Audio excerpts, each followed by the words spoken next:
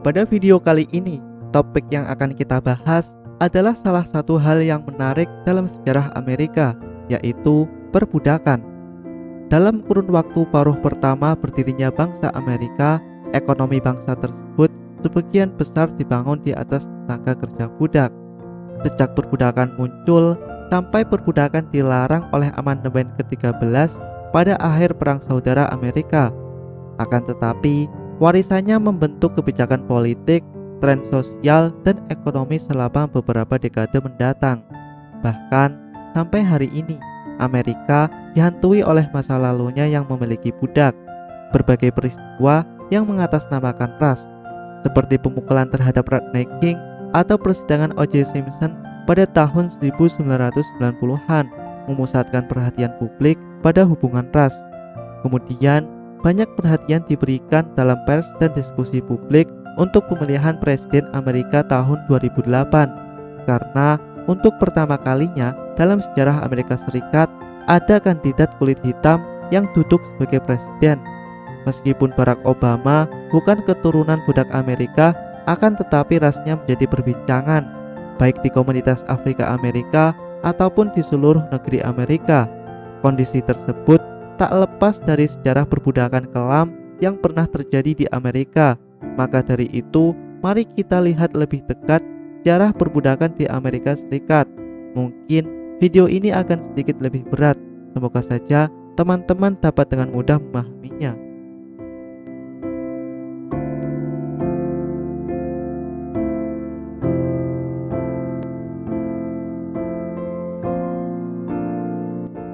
Sebelum kita mulai, penting untuk diingat bahwa di dalam pembahasan nantinya, sejarah perbudakan Amerika memiliki beberapa poin penting.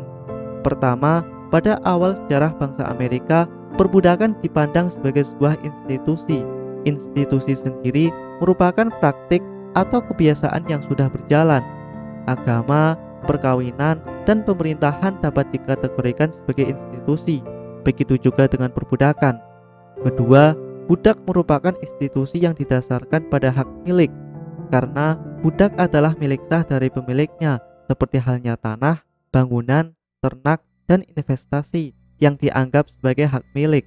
Kemudian poin ketiga yang perlu diingat adalah bahwa perbudakan tidak diimpor ke koloni-koloni Amerika sebagai institusi besar-besaran, karena pada faktanya perbudakan di Amerika itu berkembang selama beberapa tahun oleh keputusan-keputusan yang dibuat dan undang-undang yang disahkan untuk menahan orang Afrika atau keturunan Afrika dalam perbudakan yang abadi.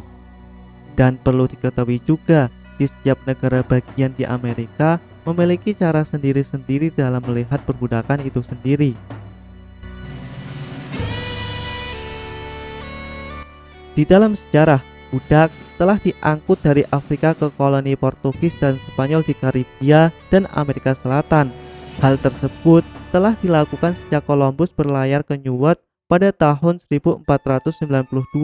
Akan tetapi, karena yang kita bahas Amerika Serikat, maka kita akan langsung beralih ke koloni Inggris di Amerika, karena asal mula Amerika Serikat sendiri terbentuk oleh 13 koloni Inggris di Amerika. Jadi, kita akan memulai pembahasan pada tahun 1607. Pada waktu itu, berdiri koloni permanen pertama Inggris, yaitu Jamestown di Virginia.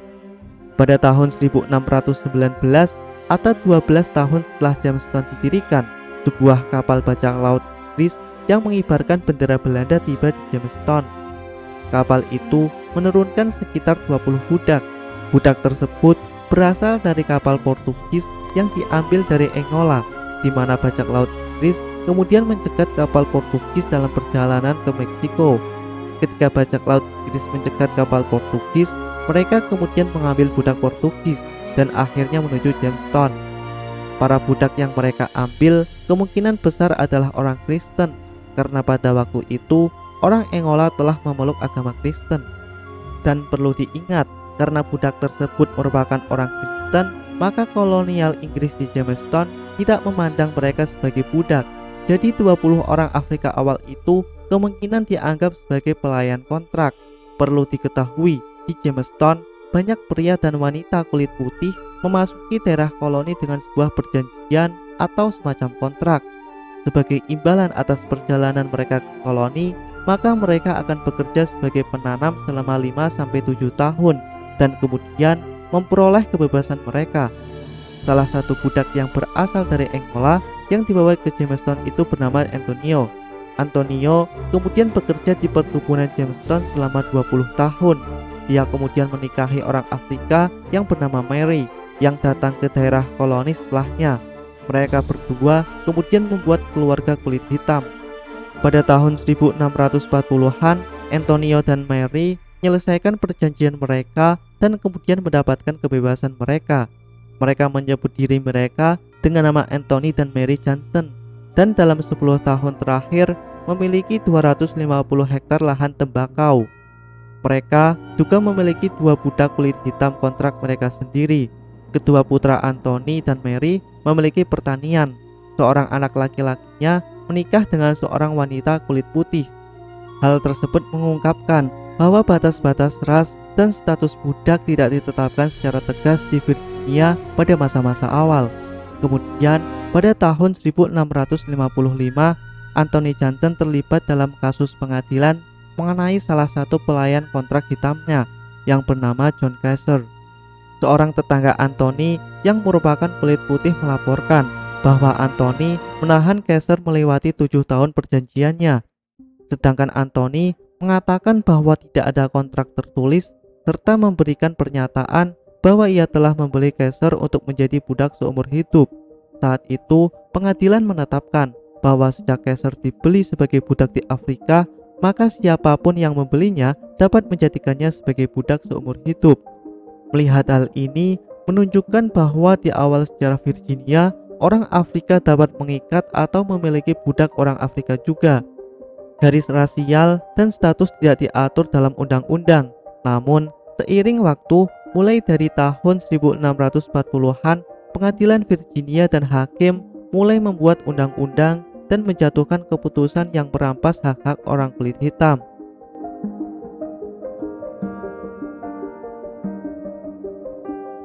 Pada tahun 1705, Virginia dan Maryland telah menetapkan bahwa pernikahan antar ras merupakan tindakan yang ilegal, menghukum seks antar ras, dan melembagakan perbudakan seumur hidup dengan mengatakan bahwa orang negro harus melayani tuan mereka seumur hidup. Semua golongan, baik pria, wanita, ataupun anak-anak yang memiliki kulit hitam merupakan budak. Sejak saat itu, status agama Kristen sudah tidak lagi membebaskan orang kulit hitam dari status menjadi budak. Keluarga Anthony Johnson terpengaruh oleh undang-undang yang baru ini. Juru bicara kulit putih memutuskan bahwa karena Johnson adalah seorang negro, maka tanahnya itu harus diserahkan kepada penanam kulit putih. Kemudian, selama kurun waktu antara tahun 1676 sampai pecahnya Revolusi Amerika pada tahun 1763, jumlah budak yang diimpor ke koloni-koloni Amerika terus melonjak. Ada beberapa alasan untuk menjawab persoalan ini. Pertama, terjadi pemberontakan Bacon pada tahun 1675, di mana pemberontakan tersebut dapat mengguncang perkebunan tembakau yang kuat di Virginia.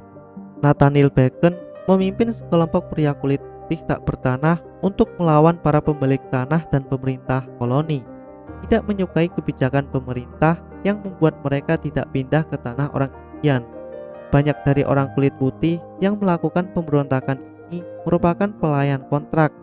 Setelah pemberontakan, penanam tembakau mencari tenaga kerja yang lebih stabil dan yang tidak banyak menuntut, yaitu budak Afrika. Selain itu, pemerintah Inggris menderegulasi perdagangan budak pada tahun 1696. Hingga saat itu, perdagangan budak merupakan monopoli yang dijalankan oleh kolonial Inggris. Begitu juga dengan setiap pengusaha swasta yang berbondong-bondong masuk ke dalam perdagangan budak. Impor budak dari Afrika terus melonjak. Di samping itu, harga budak terus menurun. Hal tersebut menyebabkan perekonomian di negara Inggris terus mengalami keuntungan yang fantastis, sehingga lebih sedikit pria dan wanita kulit putih yang pergi mencari pekerjaan di koloni-koloni Amerika.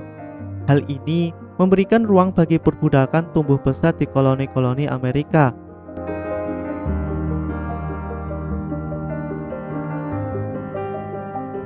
Dengan pecahnya Revolusi Amerika pada tahun 1775, ada sekitar setengah juta budak di 13 koloni Inggris di Amerika. Seluruh populasi koloni waktu itu adalah sekitar 2,5 juta. Jadi, budak terdiri sekitar 1/5 dari total jumlah orang saat itu. Penting untuk diingat bahwa tiap koloni memiliki perbudakan, tetapi beberapa koloni memiliki sistem yang jauh lebih ketat. Perbudakan tidak pernah berakar kuat di New England. Alasannya adalah karena wilayah New England ekonominya didasarkan pada pertanian keluarga kecil, yakni perburuan paus, penangkapan ikan, pembuatan kapal, dan jasa pengiriman. Budak yang tinggal di New England sering digunakan sebagai pembantu rumah tangga, sebagai juru masak, sopir, ataupun pengasuh anak. New England adalah tempat kelahiran Revolusi Amerika dan gagasan tentang kebebasan individu sangat kuat di sana, sehingga perbudakan dipandang oleh banyak orang New England sebagai tindakan yang salah. Kemudian di negara utara, yaitu Massachusetts, juga melarang perbudakan selama revolusi.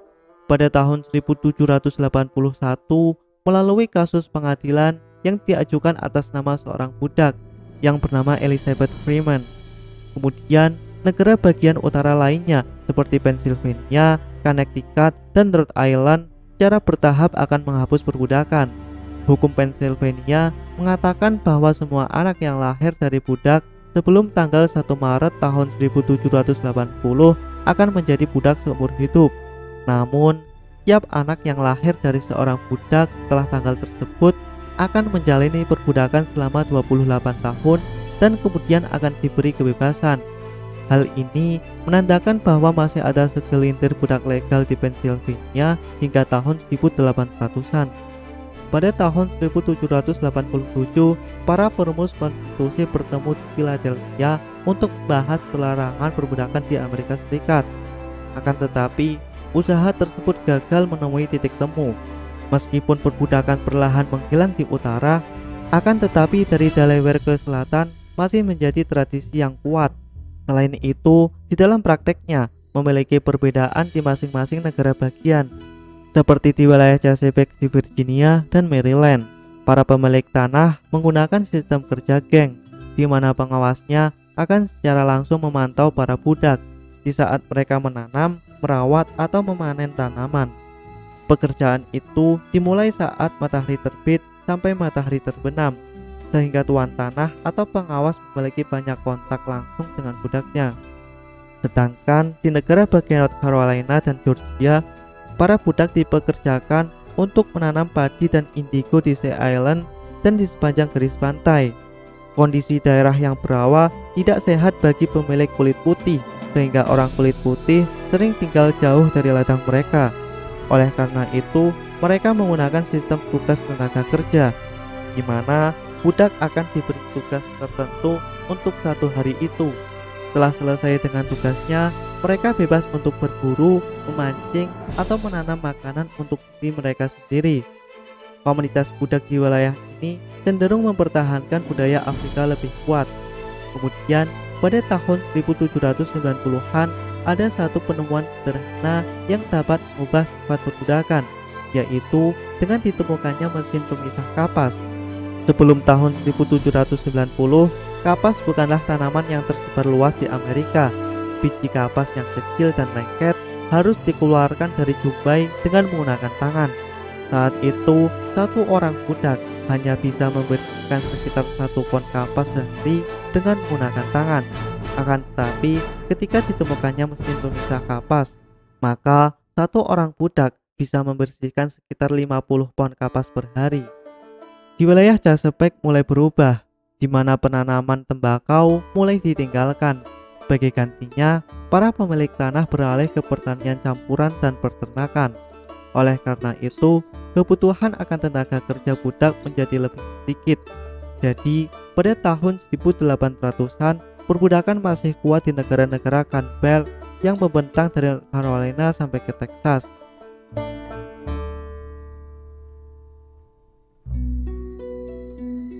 Pada saat Perang Saudara pecah pada tahun 1861, pada waktu itu budak hanya dimiliki oleh 1/4 dari total jumlah orang kulit putih di selatan.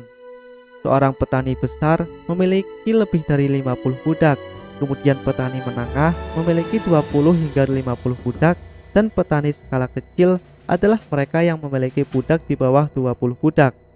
Pada tahun 1860, 3% dari semua pemilik budak memiliki seperempat dari semua budak.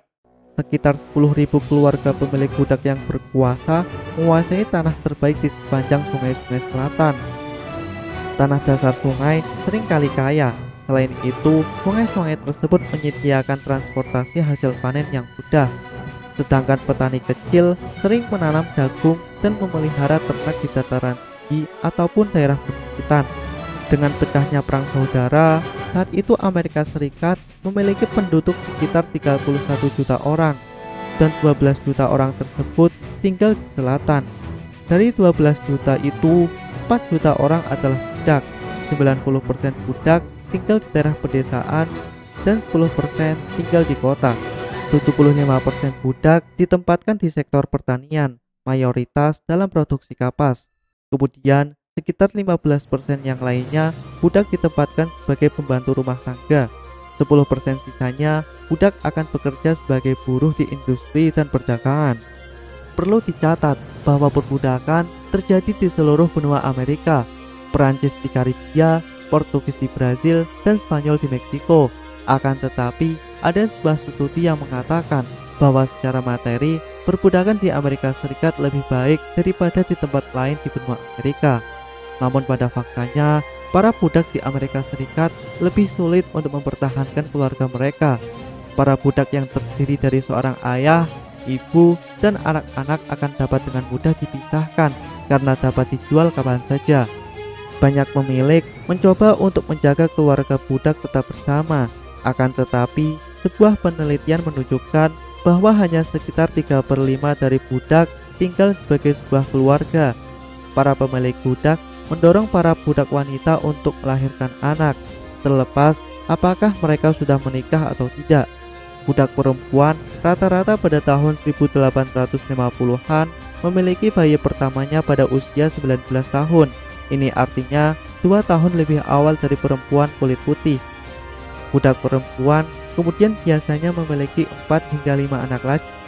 Berdasarkan penelitian, rata-rata 40% anak budak meninggal sebelum mencapai usia dewasa. Akan tetapi, tetap saja tingkat kesuburan perempuan kulit hitam jauh lebih tinggi daripada kulit putih. Sensus pada tahun 1860 mengungkapkan bahwa 1 dari setiap 10 anak budak adalah seorang muleto, yaitu seseorang dari keturunan campuran kulit putih dan hitam. Anak-anak muleto lebih mungkin lahir di pertanian dengan jumlah budak yang sedikit, dan bukan di perkebunan besar dengan banyak budak. Wanita yang bekerja di rumah majikan sebagai pembantu rumah tangga lebih mungkin melahirkan anak blasteran daripada mereka yang bekerja di ladang. Jadi, akses seksual dan rasio orang kulit putih dan kulit hitam di wilayah tertentu mempengaruhi kemungkinan hubungan seksual antar ras.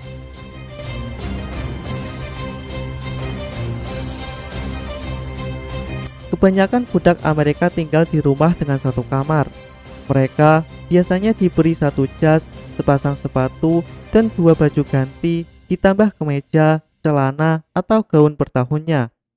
Di saat bekerja, para budak, baik pria maupun wanita, bekerja selama 12 hingga 15 jam sehari, dengan 5 hari dalam seminggu atau 6 hari dengan libur pada hari Minggu. Setelah bekerja, para budak mengambil kapas, jagung giling, atau gula giling. Mereka juga harus menyiapkan makanan, mencuci, memperbaiki pakaian, dan merawat anak-anak mereka. Makanan budak sebanding dengan orang kulit putih miskin di awal 1800-an. Para budak pekerja pertanian biasa menerima 3 pon bacon atau babi asin beserta dengan 16 pon tepung jagung per minggu sebagai jatah makanan. Mereka juga diberi ubi jalar, kacang polong, dan buncis serta produk susu untuk melengkapi diet mereka. Penggalian tempat tinggal budak menunjukkan bahwa budak melengkapi makanan mereka dengan berburu ikan dan hewan buruan kecil seperti tupai. Meskipun budak secara keseluruhan memiliki konsumsi kalori yang tinggi, mereka kekurangan beberapa vitamin dan mineral dalam makanan mereka. Sebuah catatan menunjukkan bahwa budak Amerika menderita penyakit seperti beri-beri, rakitis, pellagra, dan busung lapar, di mana semua penyakit tersebut disebabkan oleh kekurangan gizi.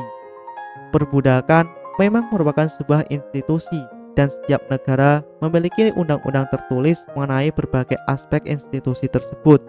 Misalnya, negara bagian Georgia pada tahun 1848 menetapkan 12 halaman dalam kumpulan undang-undang untuk peraturan tentang budak dan orang kulit berwarna yang bebas. Undang-undang tersebut mengatur segala sesuatu mulai dari hukuman bagi budak karena menyerang orang kulit putih ataupun hukuman kepada kulit putih karena mengajari para budak untuk membaca. Dari satu negara bagian ke negara bagian lain, undang-undang serupa dirancang untuk menjadikan orang kulit hitam ke dalam perbudakan yang abadi. Ada satu cara untuk menghapus perbudakan, yaitu dengan perang saudara.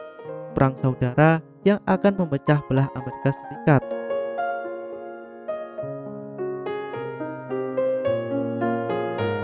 Pada tanggal 22 September tahun 1862, Abraham Lincoln mengeluarkan proklamasi emansipasinya. Proklamasi tersebut dapat membebaskan sekitar 3 juta orang yang diperbudak di negara-negara selatan. Proklamasi emansipasi juga mampu melemahkan kekuatan perbudakan yang telah menjadi tradisi di negara selatan. Kemudian, pada tahun 1865, perbudakan di Amerika Serikat secara resmi benar-benar dihapus setelah dikeluarkannya amandemen ke-13 yang berisi penghapusan perbudakan di Amerika Serikat.